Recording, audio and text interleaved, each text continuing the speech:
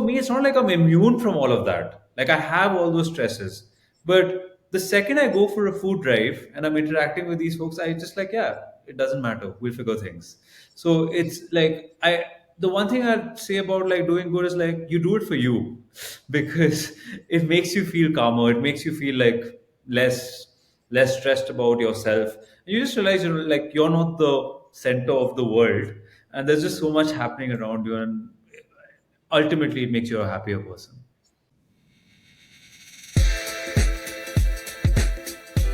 Welcome to 99 Humans. My name is Jeff Lakusta, curious coach and Wall Street Journal best-selling author, striving to understand how little things generate big impact. And I'm Nadia, Carta, tech executive and lifestyle coach with a mission to transform lives and corporations by kindling hearts to generate a zeal for life.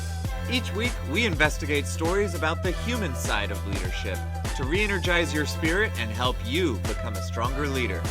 Because the reality is that leadership is messy, goofy, challenging, but always human. Thanks for spending time with us today. Let's dive in. Well, welcome, Neel, to 99 Humans. Thank you so much for joining. Thanks so much for having. Excited to be here. Absolutely. You have such an amazing background.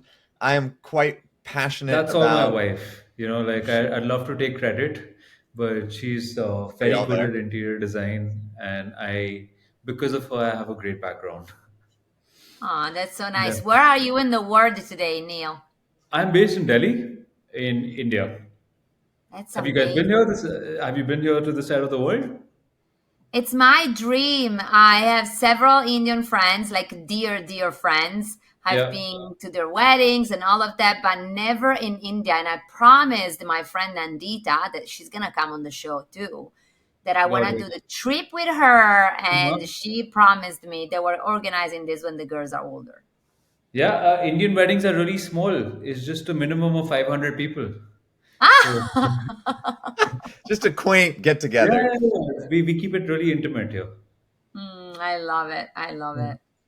Well, Neil, we're very excited to talk more to you. You are obviously the creator of Robin Hood Army, which Mm-hmm. is a zero funds volunteer organization That's that's working right. to get surplus food into the communities, Mm-hmm. which really resonates with us. We are both big believers in giving back. I'm quite involved in the nonprofit space, but Mm-hmm. this sort of zero funds volunteer space, frankly, is newer to me. And so I'd love for you to kind of just introduce us to what you actually do and how your operation works.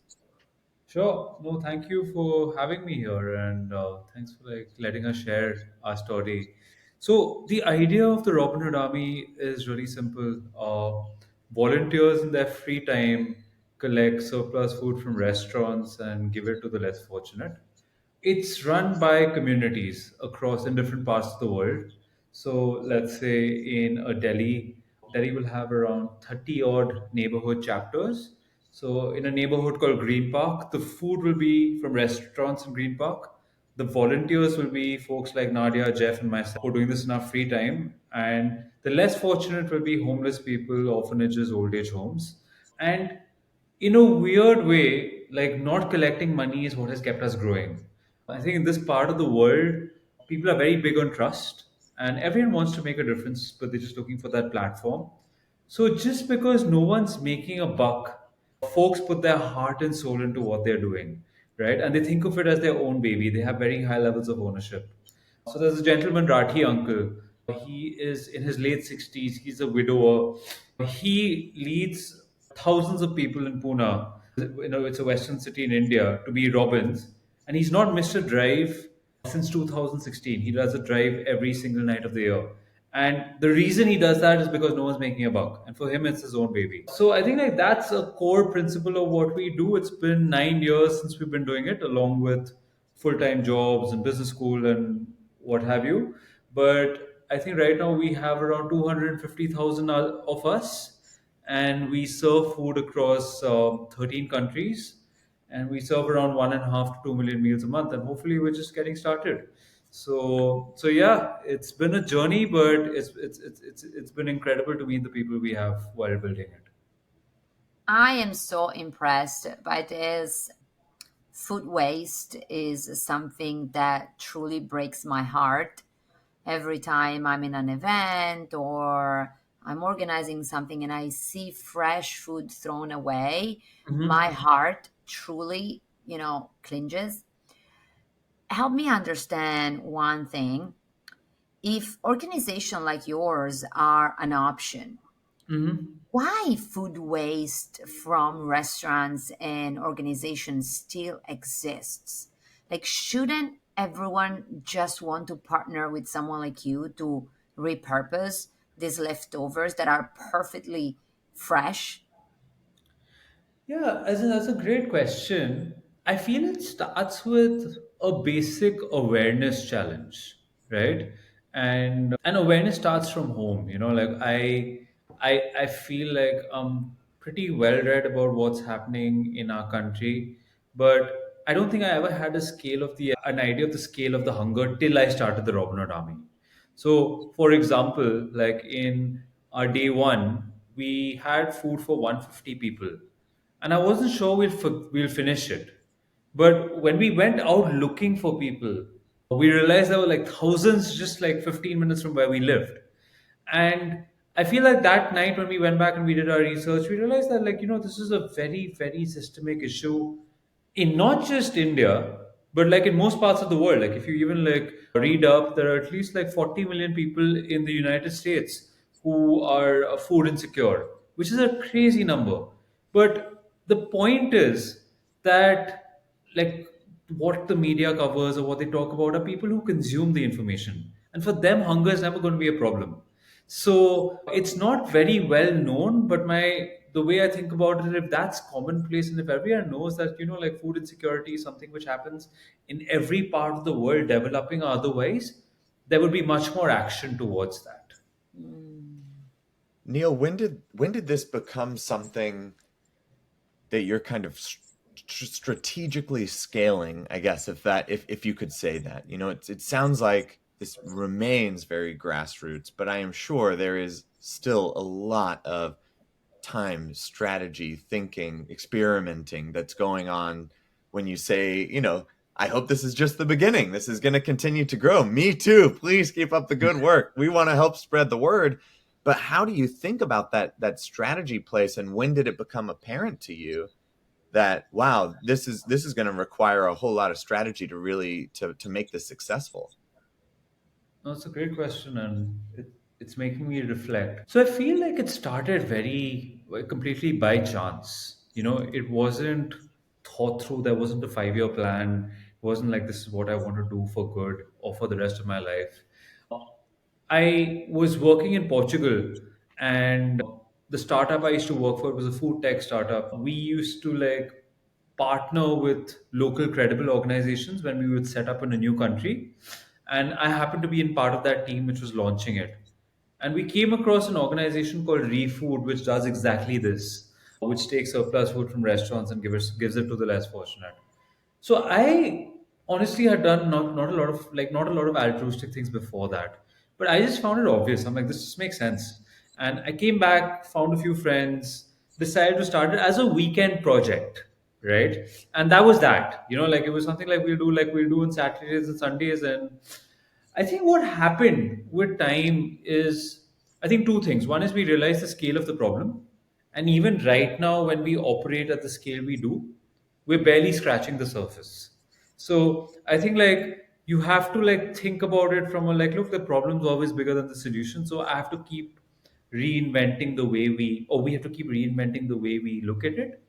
And I think what happened was when started expanding into other cities, like a Mumbai or a Delhi or a Karachi across the border, those cities ended up doing much better than we were doing back in Delhi, right? And I think that's when I got the insight that, like there are people who are much more capable out there, who have a much better pulse of the ground. And our job is not to lead the organization, but our job is to be custodians and to kind of like enable the decentralization and get people who are much better than us and who have a much better pulse to actually like pick up the Robin Hood army. So I think since then it's become less an organization which is just dependent on leadership, but more on folks who are building out systems and who are empowered to do what they see in different parts of the world and kind of like enable and coach the Robin Hood Army. So I think the strategic part probably happened within year one or year two when I realized that, you know what, like I've always wanted to do my own thing and this is it. Like I like it gives me all the highs of being an entrepreneur in its own way, but like and you can see impact real time. And I think that since then we've got more and more strategic, we've got more and more data driven. A lot of things which I've learned in my previous workplace in Zomato of launching into new markets, and things I learned in Google of like really thinking at scale are things which we try to bring in. There are so many Googlers who are kind of building out technology and data systems and like launching into new countries.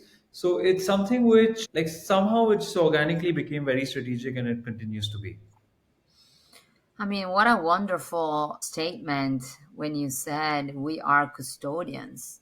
Like, I wish every company and every leadership team was thinking that way. Like, we're not the owners, but we're custodians and we build systems. I mean, truly fills my heart. Well, thank you so much for that. Yeah. I mean, you make it sound so easy, and I'm pretty sure that this is not easy at all. Have you had a moment in those 9 years that when you were looking at the complexity of what you're doing, you thought, geez, this is too big or I'm checking out? Like how you deal with this? Because this project seems pretty immense. No, absolutely. Like I've been sharing all the good things. There are so many messy things which have like which you have to navigate while you're building something at the scale. So I feel something which, and now there's so many popping up in my head. I'm trying to choose one specific one. I think something which came to mind is when I think this was March 2020, when COVID had just hit the world, and initially, like it was this big scary thing which no one knew how to navigate, right? And it was year six or year seven of us serving communities at scale across the country, and we were like, this is something where we really can like make a difference and help too. Now the situation back here in India was that a lot of people with jobs were migrants who lived in villages and had come to the cities for work, right? And if we think about the numbers, there are at least 150 to 170 million people who were in the cities, but their homes are actually in the villages. Now, what happened is when lockdown got declared, no one knew how to handle it, right? So there was a complete clampdown of not just jobs and factories, which rendered these people unemployed, but also systems for these folks to go back home, right? And India is a really large country, so like home is a few, could be anything between 100 and few thousand kilometers away. Now, there and so what happened was like there were a good 42 million people who were trying to make their way back home, and a lot of them were actually walking it back because there was absolutely no infrastructure, Wow. right? And it's like like I still have like I was actually like reliving what that looked like, but that led to like deep hunger problems and deep like even back home their families were not provided for. So the amount of unemployment and hunger across across the community just went up many times. Now the challenge was, and this is the internal debate we had, that we have systems to help these folks, but is it the morally right thing to go out and help when we don't know how dangerous this pandemic can be and what it could mean for also our volunteers, right? And it was really, really difficult to come to a decision. I think at that point, my grandmother was also going through a really like scary health patch, which was actually not COVID related, but I think that also had kind of like an impact on the way I was thinking or feeling about the situation. A lot of our really, really close associates in the Robin Hood Army were like, no way you can do this. Like you cannot like risk people who are not even your employees, like they're just a volunteer organization. But then we kept getting more and more like scary stories about how people were really like suffering on the ground and like how like families did not have like rations for themselves. And we had access to a lot of networks. So I think it took a lot of back and forth, a lot of debate, a lot of really emotionally charged. I'd say debates would be the very politically correct word, but like literally like fights as to like Yeah. what is the right thing to do. And I feel like we heard back from a lot of people. We just realized that like, look, there's no point in us like having the base we do and the infrastructure we have if we can't help when the need is the most, right? And I think what we ended up doing was we over communicated a lot, right? So we left the consent directly to the Robins, as we call them, that like, look, the choice is yours to go out and help.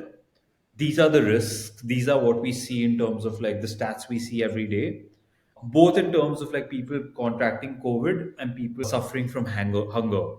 And we started building these systems by which we brought in a lot of corporates because restaurants had closed down. So we had to very quickly pivot our model. And a lot of corporates who were like let's say groceries or FMCG companies, they started giving us dry rations. And then we built a whole wing on just safety. So some corporates they helped us with a lot of like safety gear for 50,000 odd robins then. So it started from like masks and like the whole like kits to kind of like keep themselves protected and all of that. And then we started having safety coaching remotely before people could go out.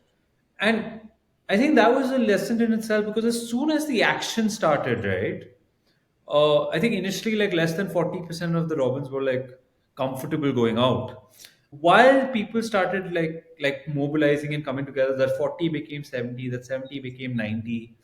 And proud to say that like 50,000 people were mobilized to go help folks like in every corner of the country. And we probably had at that point 20 COVID cases and none of them were fatal. So Mm. I feel like it was something which was really, really nerve wracking to take as a decision. But in the hindsight, I'm so glad we did it when we did it. Neil, this is, well, first, I think it's worth saying congratulations and thank you for having the hard conversations and having the impact that you did for the world. I mean, there's so much good that came out of your courage to do that. I think there's so much that Nadia pointed out in what you're describing as being stewards that every company in the world should and could learn from. But the stakes of the situation that you're describing now is something that I don't think any company can quite relate to. And that's what makes this so powerful. But And my it's also question for you scary, right? is, It's so scary because like they're part of an organization which we put together, uh, but we are completely responsible for like all our robins and the people we serve, right? And everyone's doing it in their free time. They're like compromising time from their family, their friends, their careers. So the least we can do is like make sure like everyone's safe. But I think like the outcome was we actually like it was called Mission 30M. So across 6 weeks we wanted to serve 30 million meals. We ended up hitting 23.2, but it was probably like the most nerve wracking time we've had in our 9 years of existence. how did you personally deal with that reality that it sounds like everyone wasn't going to agree on the right thing to do? Yep. The debates, as you put them in quotes, were fierce for good reason, and you still had to find a way forward. What did that actually look like for you to realize, okay, I've consumed enough information, it's time for us to take action? Yeah, I feel I always like I the one thing I pride myself in is clarity of thought. And the raw truth was it wasn't there at that point. I just wasn't clear of the direction. So that was a first, because I'm like, otherwise, every time I have a decision to make, I'm like, okay, cool, let's just do this and let's own it. And this was something you just couldn't own. So I think like what was helpful was talking to a lot of folks outside of the community, right? One is to get a sense of tangibly what is happening in the ground. What is the risk of like contracting COVID versus the risk of like actually like losing your life? And two was actually like just talking to like people around me, like my then girlfriend, like we're married now, and just letting out and saying that you know what, like I really have no idea what we need to do, but I can't communicate that to the rest of the team.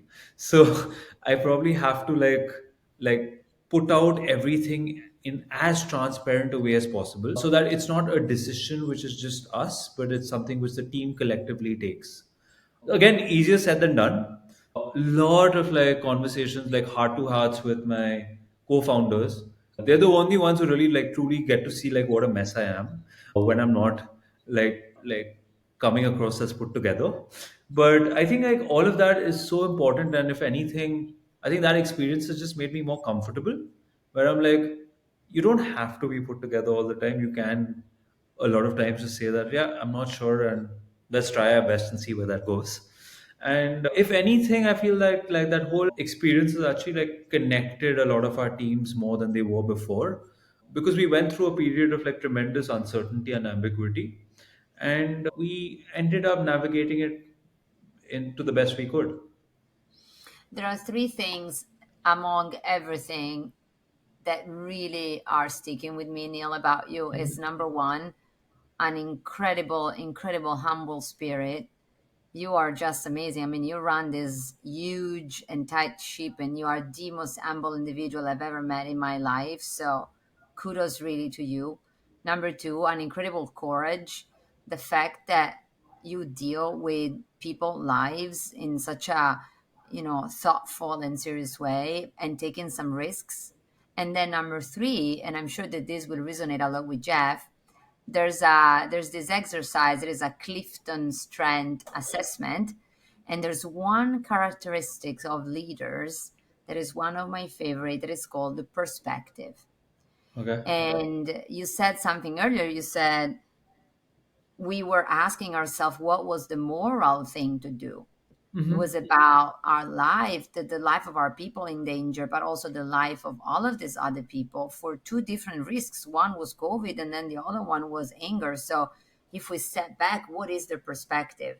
And you do have an incredible perspective. Your team is extremely lucky to have you, I would say. Honestly, I don't know how you sleep at night, because I would be so stressed out, but somehow you look to me very relaxed today. So No, I'm no, thank you. amazed. Thank you so much. That feels so good. I'm going to definitely share a recording with my mother, who's a school principal and doesn't praise me a lot. So I feel like this is going to be like great brownie points with her. Yeah. Neil, thinking about our audience as, leaders out there, aspiring leaders, successful leaders, I'm curious, when you reflect on this discussion that we've had, Hmm. what lesson do you want to give to them? We always end with this question, and you're bringing such a unique but also very related, set of experiences. What do you want to leave as your lesson for folks? As I wouldn't call this lesson or advice, because I feel everyone has their own stories, and sometimes it's like presumptuous to say, "Oh, this is the way you should lead," like because like someone else's story could be very different from mine, or their truths.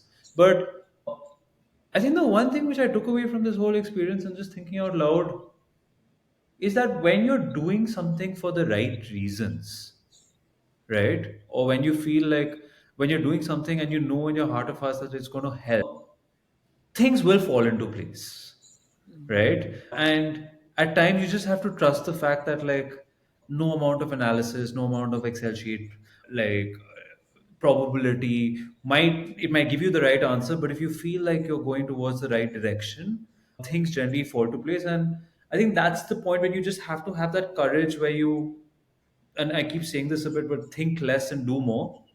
When you just like get to the execution piece, and then let hopefully that will let the rest of your strategy come together. But at times, like just the if you feel morally right about something, you should just jump, right? Like whether it makes sense or not, the rest will follow.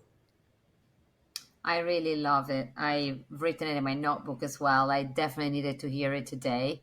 Neil, where can people find you? If they want to contact you, get in contact with you, become a Robin, where can they find you?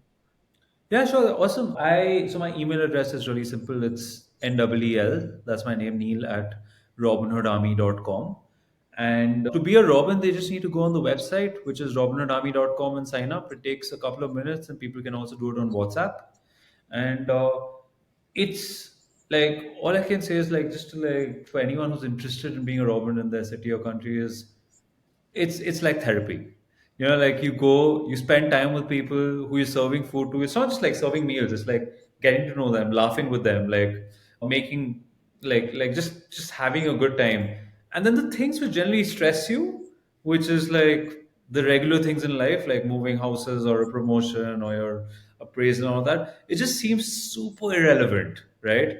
And so for me, it's not like I'm immune from all of that. Like, I have all those stresses, but the second I go for a food drive and I'm interacting with these folks, I just, like, yeah, it doesn't matter. We'll figure things. So it's like, the one thing I'd say about, like, doing good is, like, you do it for you because it makes you feel calmer. It makes you feel like less stressed about yourself. You just realize, like, you're not the center of the world, and there's just so much happening around you, and ultimately it makes you a happier person. I love it. Absolutely incredible. Neil, thank you for making time to come on the show. It's been a great conversation. Good luck with the continued expansion. We're glad 99 Humans can be a small part of your outreach of promoting the amazing work that you're doing. Thank you so much, and you make it so warm and easy to just, like, share whatever's in your mind. So thank you so much for making us so comfortable. Thank you. I know it's late where you are, so I hope you have a very good night and sweet dreams, as we say. Thank you, Nadia. Thank you, Jeff. Have a good one. You too. Bye. Bye. So, Jeff, what an episode, right? Incredible impact, incredible guy. What a humble spirit, which you pointed out. What are you taking away? What's your top takeaway from such a powerful half hour? I guess I was kind of hinting, and so I'm gonna confirm this concept that he also made stronger at the end, which is the perspective.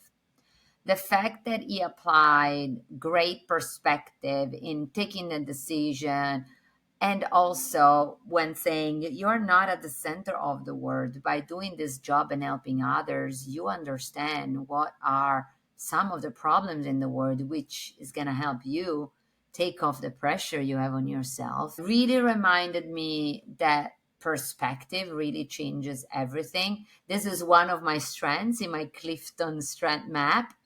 And so, especially today that I've probably been too much in my head, I'm like, wait a moment, what's that perspective? What are the things that matter in life? So, this is my takeaway. What about you, Jeff? I love that. I think mine is similar, but one of the things I'm finding, I didn't know this would happen in doing these interviews, that there are some guests who kind of present a way of looking at the world. Others, the top takeaway is, something tactical. I can do this with my team. I should do this. But I thought Neil sparked a way of looking at the world, which is quite different than I do. And it was a bit at the end where, you asked the question, how do you manage all the stress? And you have all these other things going on. And he said, well, actually, I find that involvement in this is a de-stressor for me. And I think that's one of those lenses that is quite powerful. And we are all going to have regular life going on. But with those precious moments outside of that, how are we being intentional in getting involved in things that are de-stressors? And even though they may look like busyness and they may look like more quantity of stuff to do, they could be fueling us in different ways. And I think that's a way of looking at life and the world that kind of unlocks something for me. So it's similar to perspective. I think just an amazing person who's able to do a lot thanks to what he's doing, actually. I really love that you brought this, and I will say that 99 Humans is exactly that. I know for you and for myself is this perspective and energizer that reminds us that in life we can do bigger things for us and for others.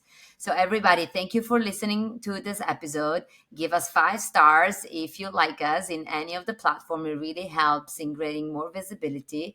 Check our website 99humans.com and let us know what are you thinking about the episodes, and if you want to be a guest, just drop us an email. We love you all. Have a nice day. Bye. Bye.